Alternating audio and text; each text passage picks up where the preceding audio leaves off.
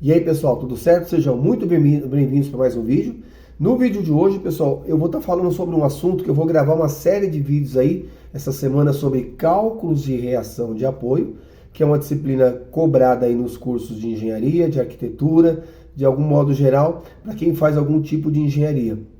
Então, qual a importância, pessoal, da gente conhecer essa disciplina, não só entender os resultados, né, acertar os exercícios e entender os resultados. Que o mais importante é entender os resultados, a dinâmica a qual está sendo resolvido ali, e você vai entender que nesses cálculos de reação de apoio, a gente vai calcular ali os pórticos isoladamente.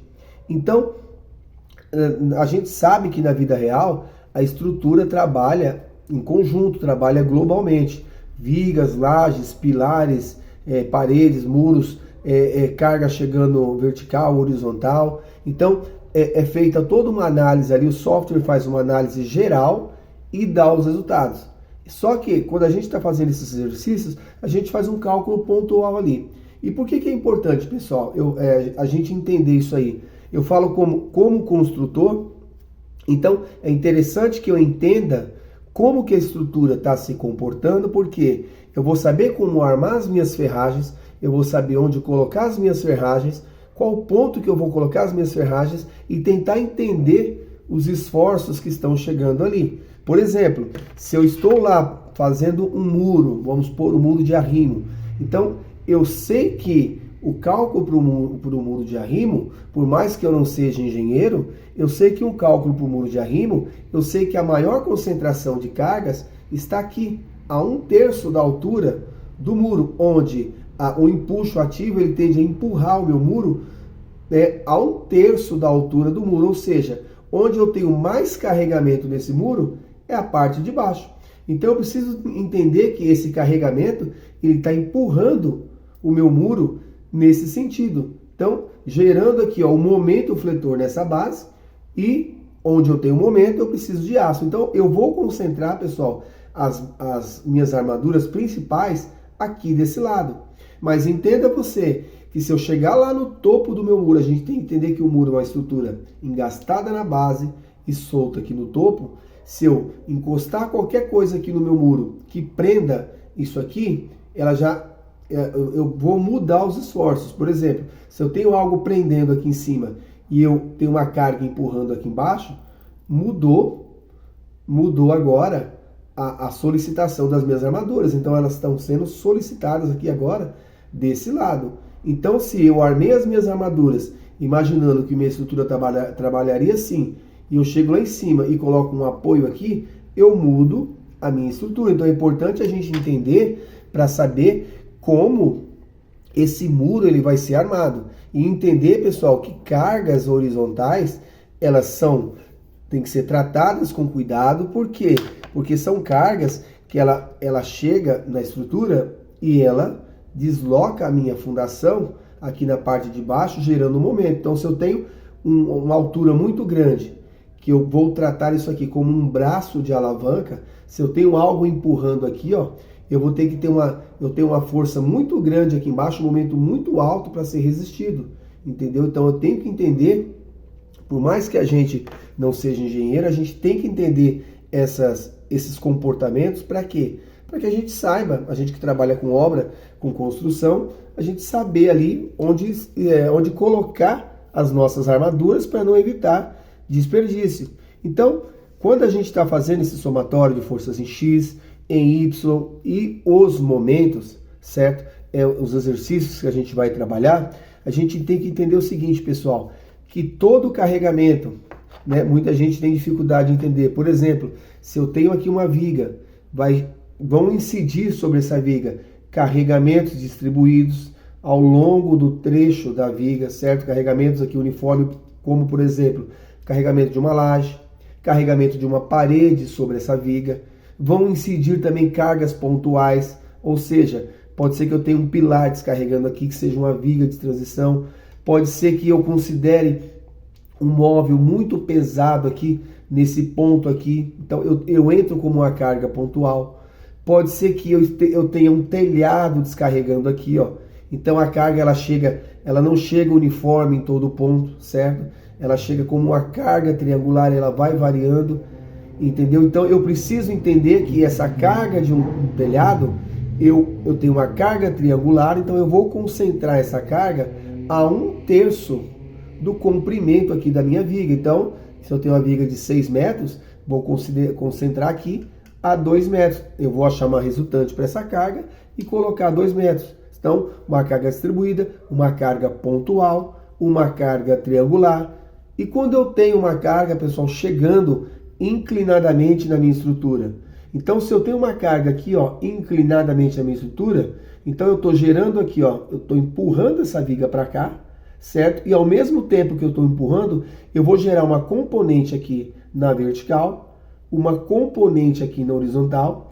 Então vocês reparem que a carga chegando aqui, ela não está nem na vertical totalmente, certo? Porque se ela tivesse na vertical, ela estaria na sua total grandeza aqui, porque o seno de 90 graus é 1, então a total grandeza estaria aqui. E se ela tivesse aqui, ó, na horizontal, o cosseno de 0 graus é 1 também, então ele estaria na sua total força nesse eixo. Mas como ela chega aqui inclinado, então eu tenho que ter uma componente em Y e uma componente em X, que muita gente tem dificuldade em achar, que a gente vai trabalhar exercícios relacionados aí. Vocês vão ver que não é nada difícil, é só a gente relacionar o ângulo, e dependendo do ângulo que essa carga está chegando, ela vai ter forças diferentes atuando aqui na viga. Então eu tenho que entender que se uma carga está chegando aqui, empurrando a minha viga para cá, se eu tenho essa viga em cima de dois apoios móveis, né?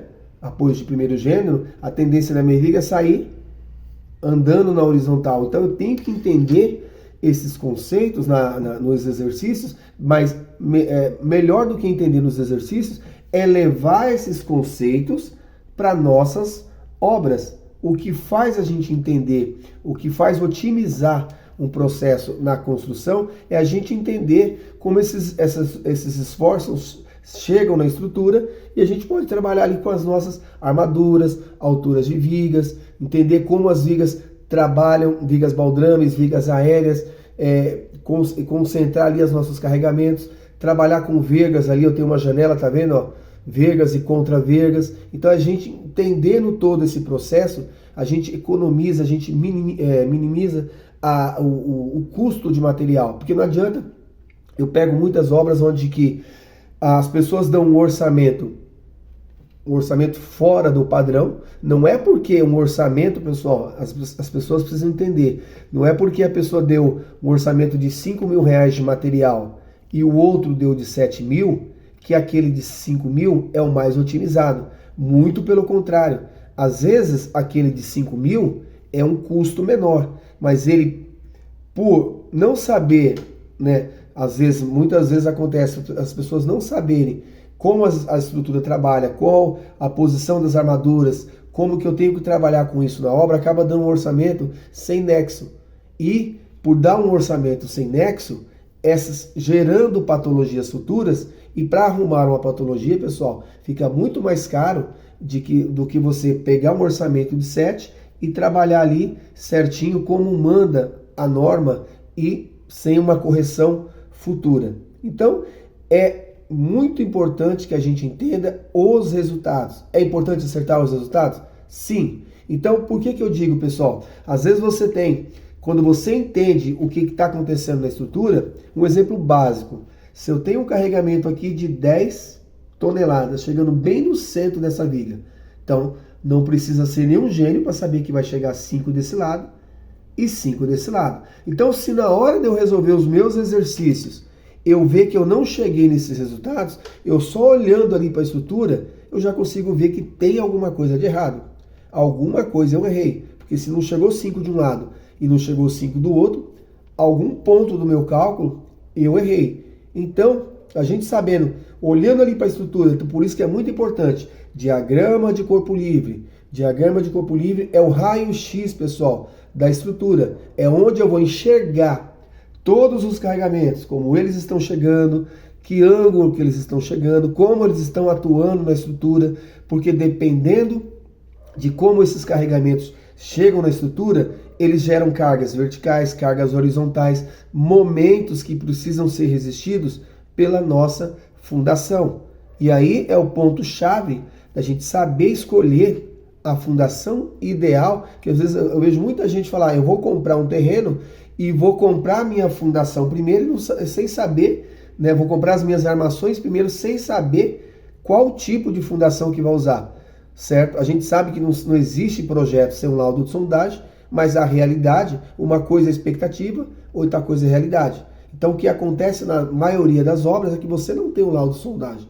Muitas vezes você compra ali uma sapata, imaginando que seu solo tem uma resistência legal ali nos primeiros metros, quando você começa a fazer ali a sua perfuração, você já encontra água. Então, o modo que como você vai operar essas fundações muda conforme o terreno que você vai achando. Então não adianta você comprar um terreno e sair comprando já a fundação sem ter um laudo de sondagem ou sem saber, né, qual a realidade ali do teu solo. Então, eu vou começar a gravar semana que vem os exercícios, então não foquem em resultados, foquem em conceitos e saber que toda a carga que chega numa estrutura, ela precisa de ter uma reação de mesma intensidade do solo. Porque uma estrutura só começa a trabalhar, pessoal, quando ela encontra um ponto rígido. Se eu tenho esse pilar, ele está carregado com uma carga de 100 toneladas, um exemplo. Se eu não tiver um ponto fixo para apoiar, ele vai descendo, descendo, descendo e nada acontece com ele. Agora, quando eu encontro um ponto rígido, que é a minha mão, então eu começo a aplicar a carga nesse pilar, começa a acontecer os fenômenos. Por exemplo, se for um pilar muito esbelto, ele começa já a dar uma flambagem aqui. Por quê? Porque eu encontrei um ponto rígido e esse pilar ele é esbelto para o carregamento que está chegando. Então, se eu não tenho uma estrutura, um solo legal, ele vai afundando, afundando, afundando, né, toda a vida. Quando eu encontro o ponto rígido, então começa a acontecer as reações. Então, o pilar ele está no meio ali, ele é intermédio, um transmissor de cargas, e o solo, a nossa fundação, no caso, é o ponto que vai receber. E os carregamentos eles vão só ser distribuídos para esse solo se tiver uma rigidez adequada. Então, baseado nisso aí, pessoal, que a gente vai começar aí a nossa sequência de vídeos de reação de apoio. Espero que vocês tenham gostado. Se tiver alguma dúvida, deixe aí nos comentários e até uma próxima.